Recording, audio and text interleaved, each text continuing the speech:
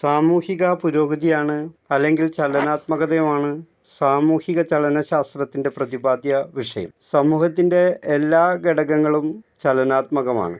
സാമൂഹിക പുരോഗതിയുടെ സിദ്ധാന്തമാണ് സാമൂഹിക ചലനശാസ്ത്രം. സാമൂഹിക പുരോഗതിക്ക് കാരണമാകുന്ന നിയമങ്ങളെയും തത്വങ്ങളെയും കണ്ടെത്തുകയാണ് ചലനശാസ്ത്രം ചെയ്യുന്നത്.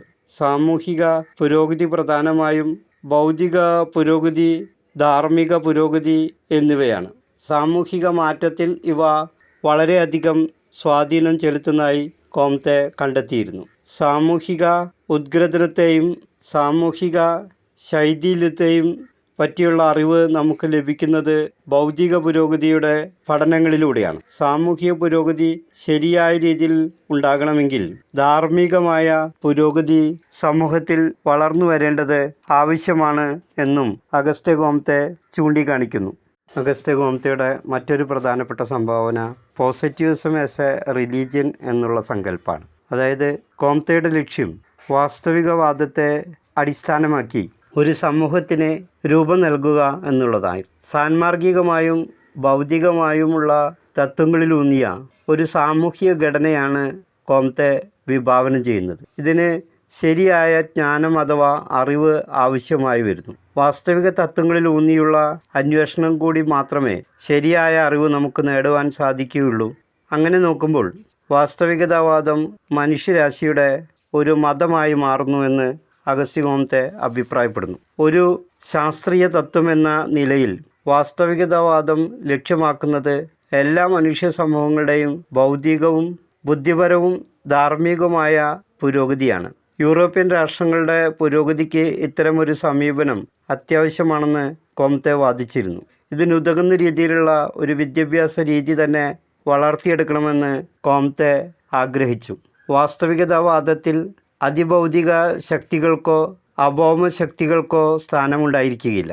ഭൗതികവും ധാർമ്മികവും ബുദ്ധിപരവുമായ അഭിവൃദ്ധി ലക്ഷ്യമാക്കി അത് മറ്റുള്ളവർക്ക് നന്മ ചെയ്യുന്നതിനുള്ള സന്മനസ് ഉണ്ടാക്കിയെടുക്കുക എന്നതാണ് യുദ്ധങ്ങളില്ലാത്ത ഒരു പുതിയ ലോകത്തിനു വേണ്ടിയായിരുന്നു കോംതെയുടെ പരിശ്രമങ്ങൾ. മറ്റുള്ളവർക്ക് വേണ്ടി ജീവിക്കുക എന്ന ഉദാത്തമായ ലക്ഷ്യം എല്ലാ സമൂഹങ്ങളിലുമുള്ള എല്ലാ മനുഷ്യർക്കും ഉണ്ടായിരിക്കണമെന്ന് കോംതെ ആഗ്രഹിച്ചിരുന്നു. ഇത്തരമൊരു സാമൂഹിക ഘടനയിൽ ബലപ്രയോഗത്തിനോ ഹിംസയ്ക്കോ അക്രമത്തിനോ സ്ഥാനമുണ്ടായിരിക്കുകയില്ല. പകരം സ്നേഹപൂർണമായ പ്രേരണകളിലൂടെ സാമൂഹിക മനസ്സിനെ മാറ്റിയെടുക്കുക എന്ന കർത്തവ്യമാണ് ഓരോ വ്യക്തിക്കും ഉണ്ടാവുക.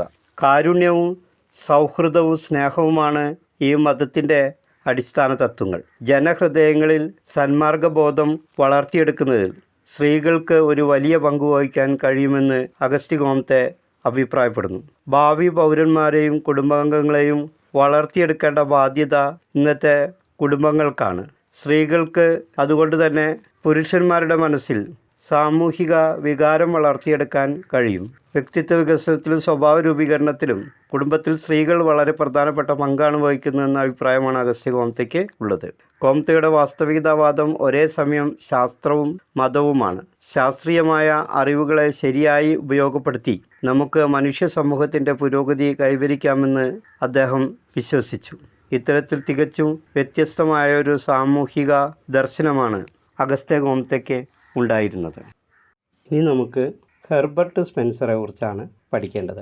1820 മുതൽ 1903 വരെയുള്ള കാലഘട്ടത്തിലാണ് ഹെർബർട്ട് സ്പെൻസർ ജീവിച്ചിരുന്നത്. ഇപ്പോൾ സാമൂഹിക ശാസ്ത്രത്തിൻ്റെ വളർച്ചയ്ക്ക് വളരെയധികം സംഭാവനകൾ നൽകിയിട്ടുള്ള ഒരു ഇംഗ്ലീഷ് തത്വചിന്തകനായിരുന്നു ഹെർബർട്ട് സ്പെൻസർ. കോംതെക്ക് ശേഷം സാമൂഹിക ശാസ്ത്രത്തിൻ്റെ അടിസ്ഥാന തത്വങ്ങൾ വികസിപ്പിച്ചെടുക്കുന്നതിൽ നൽകിയ സംഭാവനകളുടെ അടിസ്ഥാനത്തിൽ അദ്ദേഹത്തിന് കോംതെക്ക് ഒപ്പമോ തൊട്ടു താഴെയുള്ള രണ്ടാമൻ എന്ന സ്ഥാനമാണ് സോഷ്യോളജിയിൽ നൽകപ്പെട്ടിരിക്കുന്നത്. കോംതെയുടെ വീക്ഷണങ്ങളും ആശയങ്ങളും സ്പെൻസറിനെ വളരെയധികം സ്വാധീനിച്ചിരുന്നതായി അദ്ദേഹത്തിൻ്റെ കൃതികളിൽ നിന്ന് തന്നെ നമുക്ക് മനസ്സിലാക്കാം. മനുഷ്യനും പ്രകൃതിയും തമ്മിലുള്ള ബന്ധത്തെക്കുറിച്ച് വളരെ ശാസ്ത്രീയമായി വിശകലനം നടത്തുകയും അതിൻ്റെ അടിസ്ഥാനത്തിൽ സാമൂഹിക ബന്ധങ്ങളെക്കുറിച്ച് വ്യക്തമായ ഒരു ധാരണ ഉണ്ടാക്കിയെടുക്കുകയും ചെയ്ത ഒരു സാമൂഹ്യ ശാസ്ത്രകാരനാണ് ഹെർബർട്ട് സ്പെൻസർ.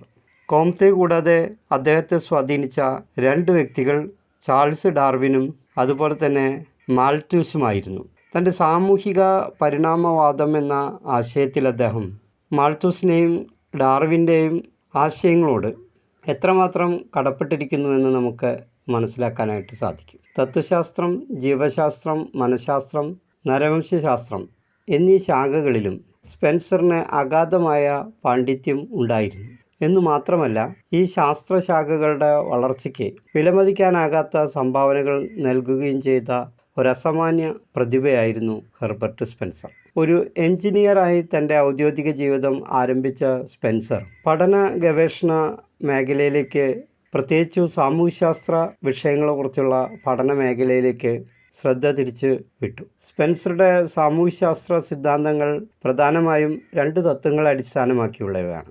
ഒന്ന്, സമൂഹത്തെ ഒരു ജീവിയായി താരതമ്യം ചെയ്യുന്ന രീതിയും സാമൂഹിക പരിണാമവാദവുമാണ് ഈ 2 തത്വങ്ങൾ. ഇപ്പോൾ സമൂഹശാസ്ത്ര മണ്ഡലത്തിൽ സോഷ്യൽ ഇവല്യൂഷൻ തിയറി അഥവാ പരിണാമവാദ സിദ്ധാന്തം അവതരിപ്പിച്ചു എന്നുള്ളതാണ് ഹെർബർട്ട് സ്പെൻസറിൻ്റെ ഏറ്റവും മുഖ്യമായ സവിശേഷത. ഇപ്പോൾ നമ്മുടെ പ്രപഞ്ചം പരിണാമ പ്രക്രിയയിലൂടെയാണ് ഇന്നത്തെ അവസ്ഥയിൽ എത്തിച്ചേർന്നിട്ടുള്ളത്. നിരന്തരമായ മാറ്റം എവിടെയും എല്ലായ്പ്പോഴും സംഭവിച്ചു കൊണ്ടിരിക്കുന്നു. ഭൂമിയിലുള്ള എല്ലാ ജീവജാലങ്ങളും ഈ പ്രക്രിയയുടെ ഫലമായി ഉണ്ടായവയാണ്. മനുഷ്യ സംസ്കാരവും പല കാലഘട്ടങ്ങളിലായി പലതരത്തിലുള്ള മാറ്റങ്ങൾക്ക് വിധേയമാണ് വികാസം പ്രാപിച്ചത്. ഇത്തരം മാറ്റങ്ങളെ വർഗീകരിക്കുവാനാണ് അദ്ദേഹം സാമൂഹിക പരിണാമവാദ സിദ്ധാന്തം വികസിപ്പിച്ചെടുത്തത്. പദാർത്ഥത്തിൽ ഉണ്ടാകുന്ന രൂപമാറ്റങ്ങളെ വിശദീകരിക്കുന്നതിലൂടെ പരിണാമത്തെക്കുറിച്ചുള്ള അറിവ് നമുക്ക് ലഭിക്കുന്നു.